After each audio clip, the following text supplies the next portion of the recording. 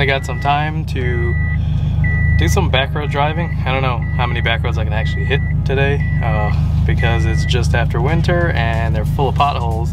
But we're gonna go drive and check out how the Beatrush mounts and bushings do. And got the GoPro over there. Gonna try to get some of these some of the driving impressions here and hopefully convey to you guys how much more pleasurable it is to use this shifter. That didn't sound right, but it's alright. How much more enjoyable it is to drive with this shifter now that I have stiffer bushings or stiffer mounts all the way throughout the drive line. So stay tuned for some GoPro footage in 3, 2,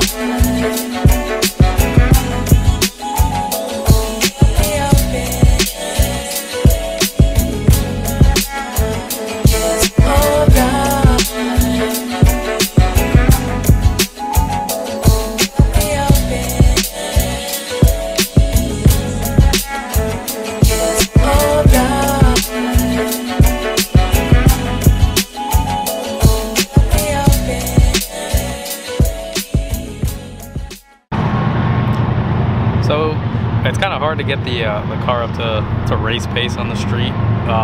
So you can't really brake super hard or accelerate super hard. without looking for cops and stuff like that or impeding traffic. And none of the back roads I went to were smooth enough to like really go for it and not have to dodge potholes and stuff like that.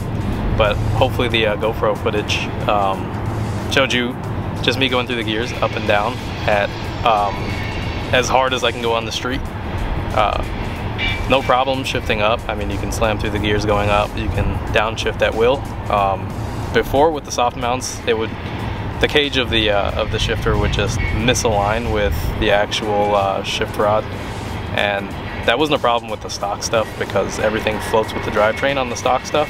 But with this, the cage and the shifter rods sort of like, they move independently, but they're supposed to move together. So the stiffer mounts helped alleviate some of that misalignment, and I haven't had a misshift yet. So hopefully that's good news on the track, and we'll see how it goes November or sooner than that. So get yourself some solid mounts if you're going with a CAE shifter.